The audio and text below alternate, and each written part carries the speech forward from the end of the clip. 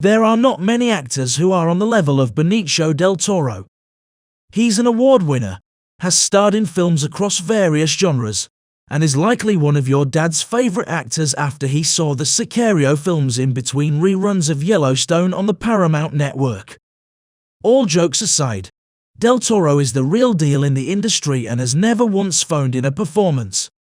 With Grant Singer's gripping debut film Reptile, he finds himself doing the kind of role that he does best, playing a morally ambiguous protagonist in a tense and often bleak world. The film kicks off with real estate agent Will Grady, played by Justin Timberlake, coming home to find the mangled corpse of his girlfriend. Enter Del Toro, who plays the role of Tom Nichols, a police detective with a battered and sketchy past, who only loves two things in his life: his fierce wife Judy, played by Alicia Silverstone, and being a cop. Yes, this is something he literally says in the film almost word for word. His crew is quickly roped into the murder of Grady's girlfriend and is almost immediately suspicious of the real estate agent and his fragile relationship with his late girlfriend. The further Tom gets into the investigation, the more he begins to lose trust in everyone around him as his past is continuously coming back to haunt him. If Reptile sounds like a familiar story to you, that's because it is. It's not aspiring to reinvent the crime thriller, and it really doesn't need to. Reptile is clearly inspired by films like Seven, Zodiac, or really any David Fincher thriller you can think of. Much like Fincher, Singer comes from a music video background, and you can see his clear admiration for the acclaimed auteur in nearly every frame of the film. While this is a Netflix film, he gives the film a visual style that is extremely satisfying to watch on the big screen. It's the mid-budget crime film that we don't get nearly as much anymore, and you can't help becoming invested in the story. Of course, with this kind of movie, one should expect a plethora of twists and turns, and Reptile definitely delivers on that front. Some of the film's plot beats go in fairly predictable directions, but it's also not without some memorable surprises.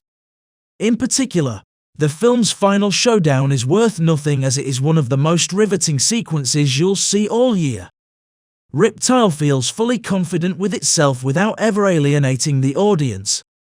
It's not pretentious and tells its mystery in a fairly straightforward way and never runs the risk of feeling overcrowded. Part of this could be credited to the nearly 2.5-hour runtime, which does feel a bit unnecessary. There are several scenes throughout the film that go on for just a minute too long, and could have easily been cut without the film having to lose any steam. As amusing as it is to watch Del Toro curse real estate agents under his breath or research how to buy a new faucet online, and square dancing with Silverstone, the scenes weren't necessary. It is not that these scenes weren't entertaining, and they do bring a sense of levity to the film. But as the story chugs towards its conclusion, you do start to feel the length, especially with a rather abrupt ending.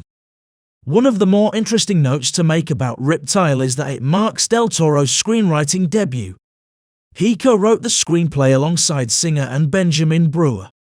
It makes perfect sense, as the character of Tom Nichols plays to all of Del Toro's greatest strengths as an actor, resulting in his most exciting and compelling performance since the first 𝐀𝐥𝐲 film.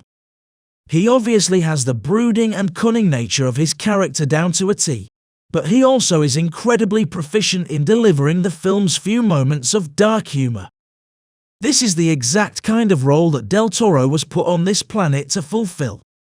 Reptile also marks a reunion between Del Toro and Silverstone after starring together in Excess Baggage. Thankfully, this is a far more effective movie. Not only does Silverstone come dangerously close to outshining every other cast member, but she has such a believable and oddly charming chemistry with him. The characters that the two play aren't really the common type of people that dominate much of modern Hollywood, but at the same time the film never demonizes them or makes them into unlikable people. You can't help but root for them, especially as nearly every other character is hard to trust. When it comes to Timberlake, that's another story, as he has always been an unpredictable actor. Films like The Social Network and Friends with Benefits gave him roles that feel tailor-made for him, while other times you'll get some subpar thriller where he feels wholly miscast, like in Time or Runner. It's not that Timberlake feels miscast in his role. In actuality, he suits this kind of character extremely well, but there is something that just feels somewhat wooden about his performance, especially in the film's opening act. With that in mind, an argument can be made that his performance actually benefits his morally grey character. Timberlake's acting aside, Reptile is the perfect kind of digestible, mid-budget crime thriller that we just don't get enough of. At times, it reminded me of a much better version of the oft-forgotten Denzel Washington flick The Little Things. But where that film failed in creating an uncomfortable level of ambiguity, Reptile succeeds. Okay guys, thanks for watching. Subscribe incynema, like the video, and don't forget to leave your opinion in the comment section. See you in the next reviews. Bye.